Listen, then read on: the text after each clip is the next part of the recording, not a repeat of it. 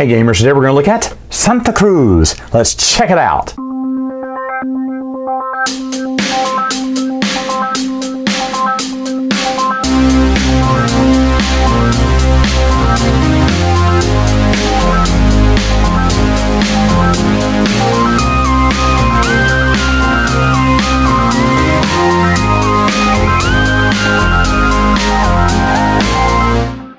To set for the game, you're going to take all of these little blue pieces, shuffle them around, and put them in the areas located on the edges of the board.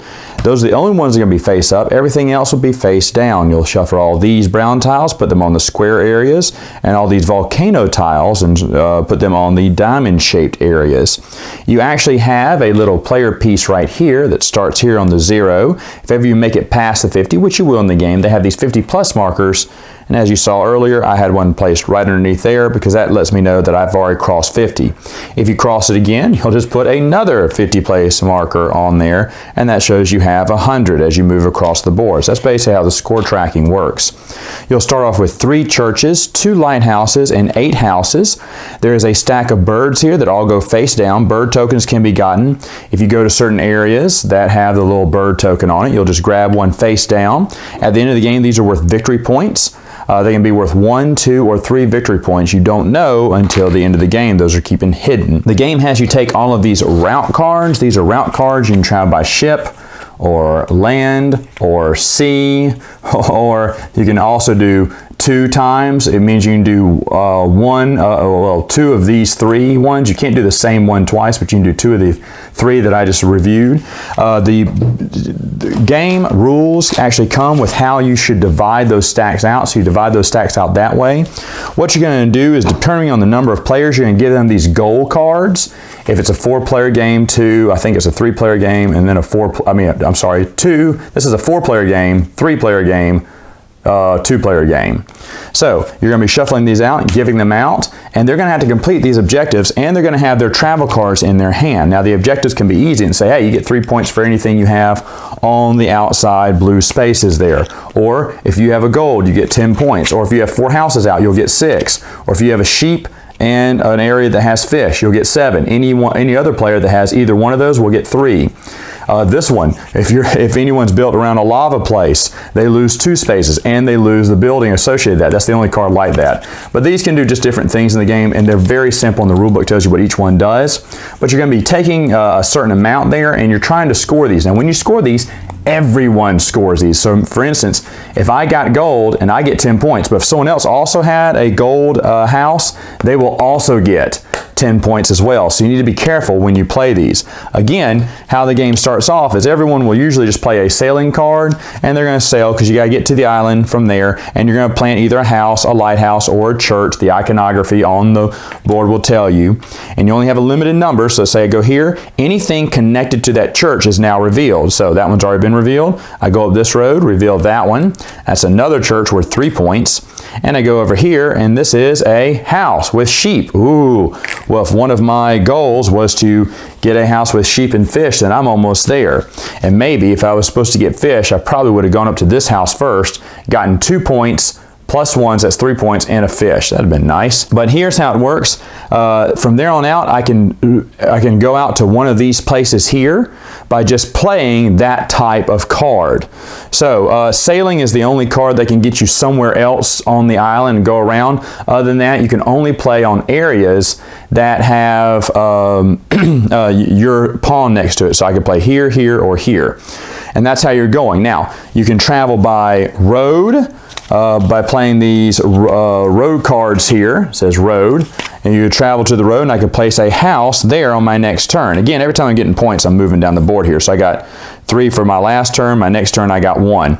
Maybe I had the card that said the most sheep. There is one in here that says the most sheep. And maybe instead of playing a card and moving or playing a house, you can play one of these point cards and get that before anyone else gets a house with a sheep or anything with it. So if I'm the only one, I'd go 7 more points up to 11.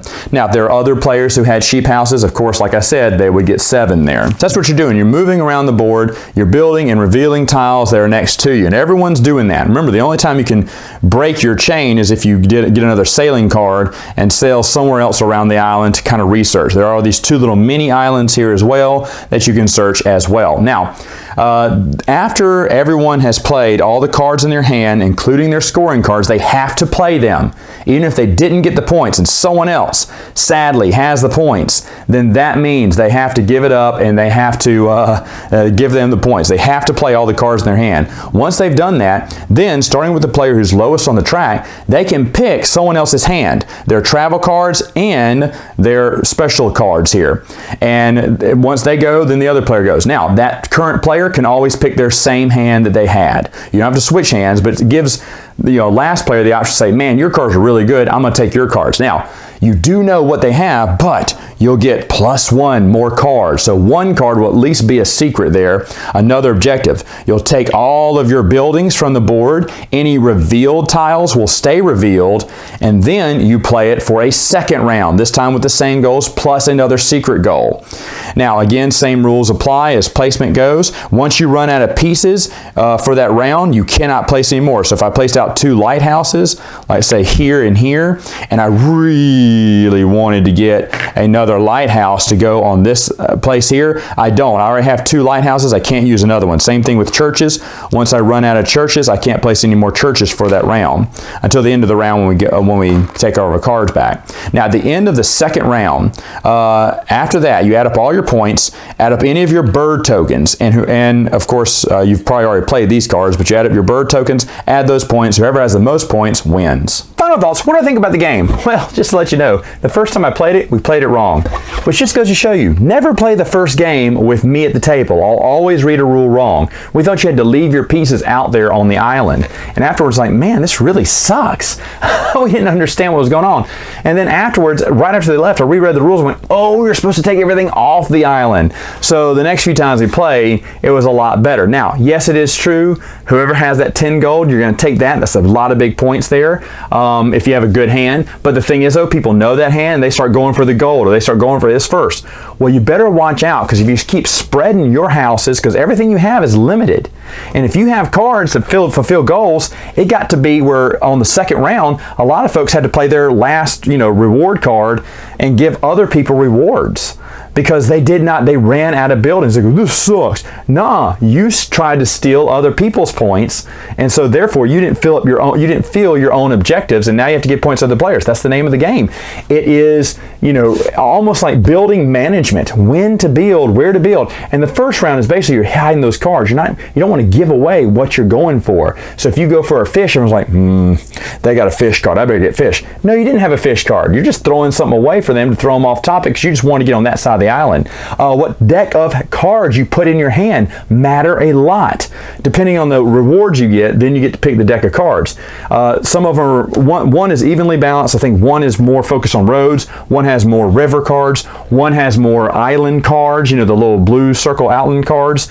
And so it's really, you got to be strategic and think about which deck is going to benefit me most.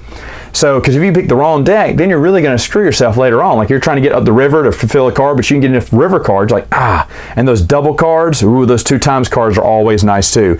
I heard about this game. Someone asked me for a trade for something, and so I offered him my game for this, another one. He said, no, you're getting a better deal. This game's worth like $30. And my game was way worth more than that. And he said no. I was like, okay, I guess he really loves Santa Cruz. I don't know. He had it for his trade. But then I said, you know what? I'll just go ahead and get it. And I did. And I love it. It's a really neat game. Never heard of this game before. But anyway, well worth it. Staying in my collection. All right, gamers, that's it for now. But until next time, game on.